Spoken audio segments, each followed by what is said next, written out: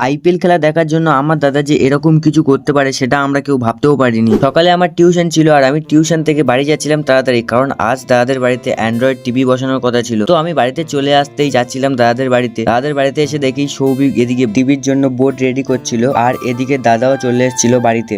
এটা হচ্ছে আমার ব্যাগ, এখানে আমার ব্রাশ, মাজুন, একটা জামা, একটা প্যান্ট, একটা তাওয়াল ফলে থাকে, একটা গরিব মানুষের একটা ফোন আছে, ঠিক আছে, আর কিছু নেই। তো কিছুক্ষণ মজা করার পর দাদা বললো যে বোর্ডটা ও নিজের হাতে রেডি করবে। তো দাদাদের বাড়ি এর আগের দিন ওয়াইফাই বসানো হয়েছিল আর আজকে টিভিটাকে সেট করা হবে, তো তার জন্য দেখো তারপর দাদা এরকম তারগুলো সেট করতে লাগছিল। তো এখানে যারা যারা ছিল হ্যাঁ সবাই একটু হালকা করে ব্যস্ত ছিল কাজ নিয়ে, আর আমি মানে বিশাল ব্যস্ত মানুষ, তো তাই একটু আর কি গান শুনছিলাম আই মিন শোনাচ্ছিলাম সবাইকে। তো যাই হোক এরকম ভাবে 4-5 ঘন্টা কাজ করার পর সমস্ত কাজ কমপ্লিট হয়ে গেছিল। আর দেন সন্ধ্যাবেলা আমরা বসেছিলাম আইপিএল খেলা দেখার জন্য। হ্যাঁ দেখতে পাচ্ছ এখানে প্রচুর দর্শক, আই মিন আমি, সৌভিক আর একজন। তো আমরা তো বসে পড়েছিলাম আইপিএল খেলা দেখার জন্য। আর তোমরা একটু কমেন্টে জানিয়ে যেও তোমাদের ফেভারিট আইপিএল টিম কোনটা।